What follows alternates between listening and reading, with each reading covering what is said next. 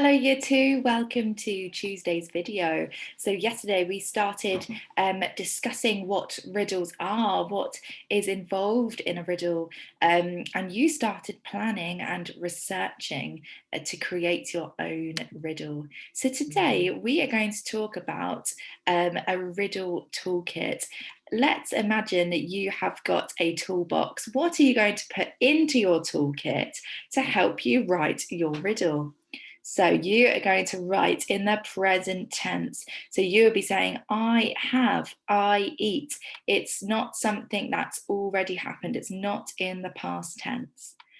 I can write in the first person using I and my. So you're going to imagine that you are the animal, the polar animal.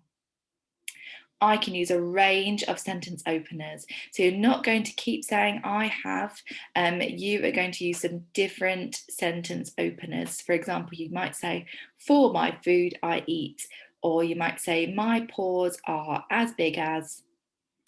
I can sequence sentences beginning with the hardest clue. Now, this is a really important one, but it might be something you do towards the end once you've got all of your facts together. So, for example, with the butterfly riddle, I think it began with saying that the animal could fly, and that could have been a range of animals. And then when we got down to the end of the riddle, it said that it used to be a caterpillar. So that was more specific information, so we knew it could have been a butterfly.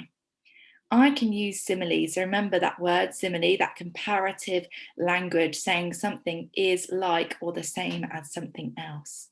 I can use noun phrases, and I can use capital letters and full stops like we should in all of our written work.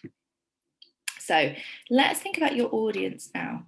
Your audience, just like we have, they're going to use the clues to guess what the animal could be. So they're going to think about a polar animal. They're going to wonder where it lives, what it looks like, and what it likes doing. So now I'd like us to get ready to write. Look at your plan from yesterday. Choose 5 or 6 pieces of information that you are going to have as clues in your riddle. So you've got some different facts and different research. Choose 5 or 6 pieces that you would like to use in your riddle. After you've done that, I'd like you to write them out on strips of paper. So we've got an example here. Soft and furry, lives in the freezing cold Arctic, fur as white as snow, sharp claws and paws the size of your head, a big mammal that eats seals.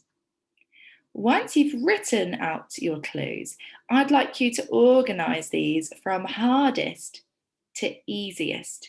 So you can always go back and have a look at some other examples, or we've got this on the page if not. Have a look at your plan, write the clues out and organise them from hardest to easiest. Pop me on pause whilst you're doing this.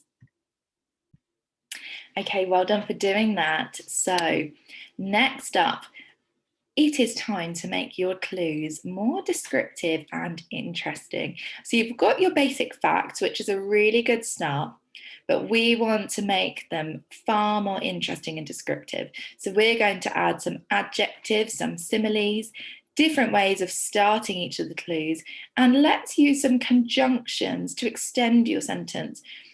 So for example, using and, because, and but. If you would like to revisit the English glossary, that is on the Padlet, so you can have a look at some word definitions. If not, let's try and do one together.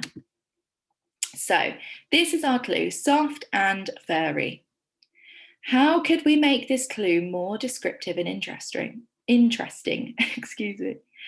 You've got your checklist here, adjectives, similes, different ways to start each clue, conjunctions to extend your sentence, and because, but.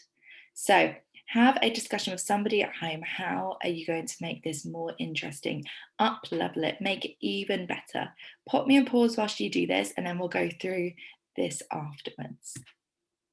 Okay, really well done for doing that task. So there are so many different ways that we could up level, improve this clue. So I am going to show one possibility. So you could say, my fur may be as soft as a kitten, but my personality is far scarier. My fur may be as soft as a kitten, but my personality is far scarier. So let's have a look at my checklist. I have started my sentence with a different opener. My fur, I'm starting with my, rather than saying I have. I have used a simile. My fur may be as soft as a kitten. I am comparing the fur to a kitten.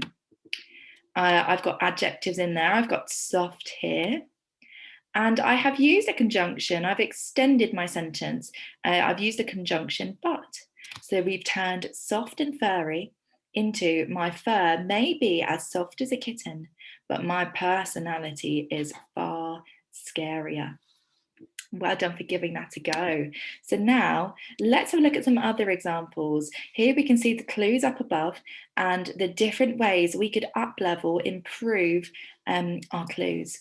So fur as white as snow has become, it is hard to see me because my fur is as white as the snow I live on.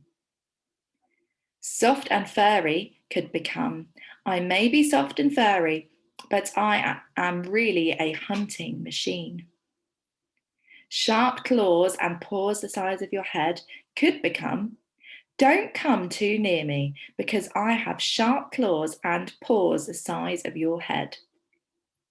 So living in the freezing cold Arctic could become, the freezing cold Arctic is my home. And a big mammal that eats seals could become, I am a big and impressive mammal that loves to eat seals. So here you can see there are so many different ways we can up-level, improve our clues and make them far more interesting and descriptive. So now that we've done that, I'd like you to write your clues in more detail on new strips of paper. Once you've done that, play around with the order of your clues. So now that you've added some more detail, you may have changed your mind on how easy or hard the clues could be for your reader. Once you're happy with the order, stick them down on your paper. But remember, it has to be the hardest clue at the top and the easiest clue at the bottom.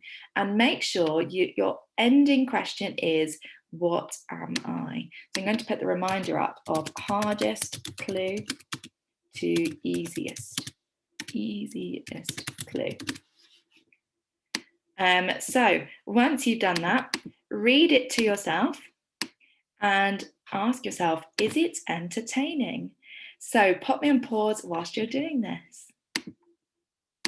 Okay, really well done for doing that task. I hope you are enjoying the riddle writing. I think this is such a fun and exciting topic. So we can't wait to see everything you have sent in, and I look forward to seeing you in the next video. Well done for today.